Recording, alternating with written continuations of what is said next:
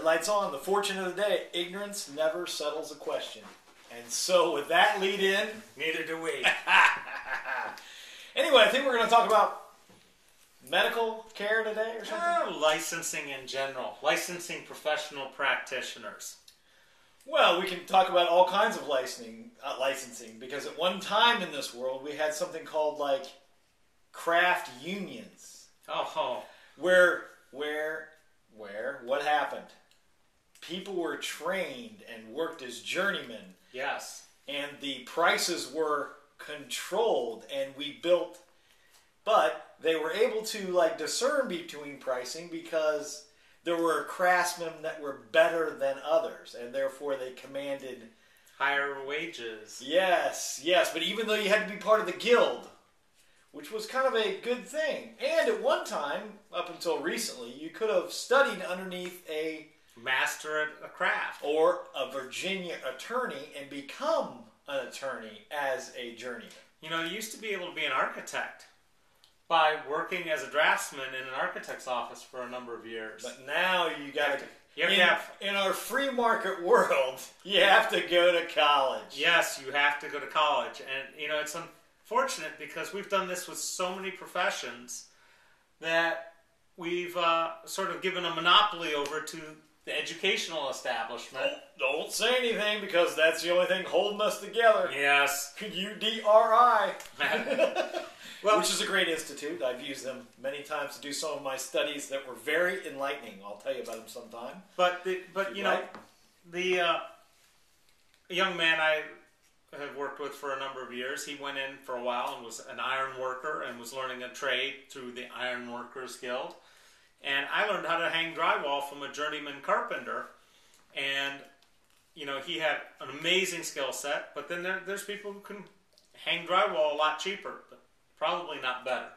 But we don't care about quality. We can have a link to a kind of a quality discussion. Yeah, I sent you that today. Very interesting article. We'll put a link into that in this post. Because no one cares about quality. We care about quantity. No, we care about profits, baby. It's all about the money, the bottom line. And that brings us down to something else that started this post, this little commentary, which is the medical profession.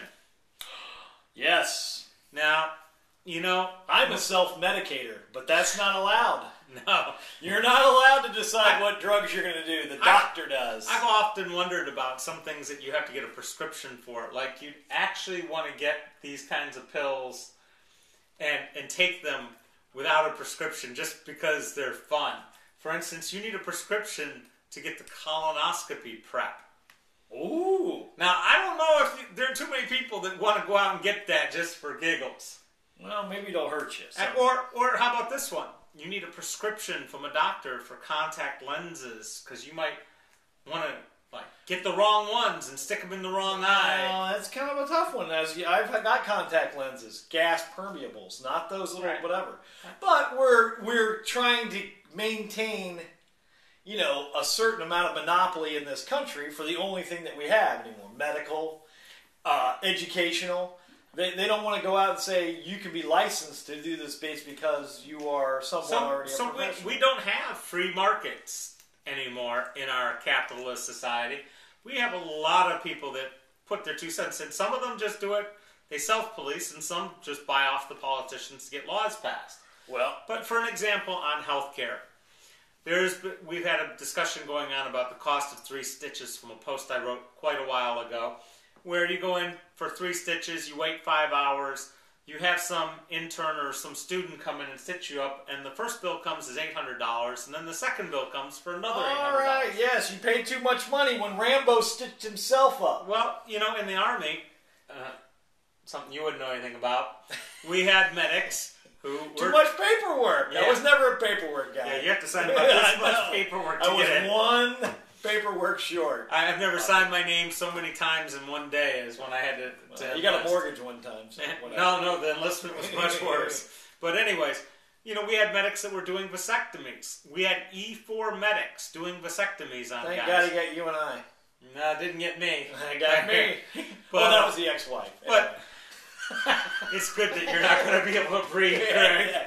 I'm sure everybody. I'm sure they're very happy. They're probably taking up a collection right now for me. Static. Yes. So, but they get out of the Army and they can't do vasectomies anymore because you have to be an MD.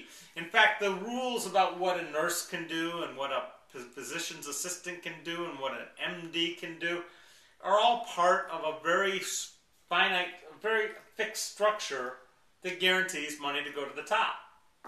Really? Yes. There's a lot of physicians in this town that seem to be making decisions these days. Like? Well, I mean, look around.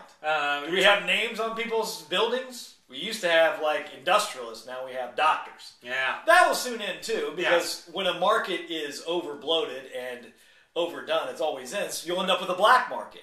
And the black market should be, I can go get my stitches, and if you really want to save a lot of money, go get pig medicine.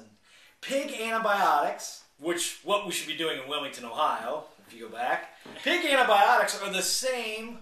That's the reason. Yes. You can't take them. You kosher people can't take them. Muslims can't take them. But antibiotics for pigs or medical or horses works just like humans. Okay, but back to the point here. When we've had competing medical professionals try to go into business in this town, they've been shut down. We had a group of doctors that tried to set up an outpatient surgery center so they wouldn't have to pay the high rates. They could collect more money doing those outpatient surgeries. Then wouldn't have to pay the hospitals. They did that over at St. East, got shut down. We had the Dayton Heart Hospital come in. They tried to give us an alternative to Miami Valley Hospital and Good Sam and Kettering. Next thing you know, they get bought. The whole system is pretty much run by those at the top to make sure there's not competition.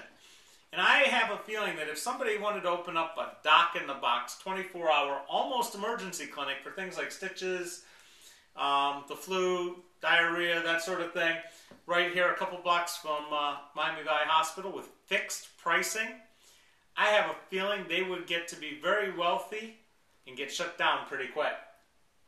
I agree. Yeah, and it's too bad because that's the kind of competition we need in the healthcare system to open things up. That's right. We also need legalized prostitution. That'll open it up too. Here we go, Greg. It's the same thing. Okay, we want legalize. All right, we're done. Legalize prostitution. And legalize. Well, I would self-medicate too, so I can do my own end-of-life procedures. No morphine for me. Heroin all the way.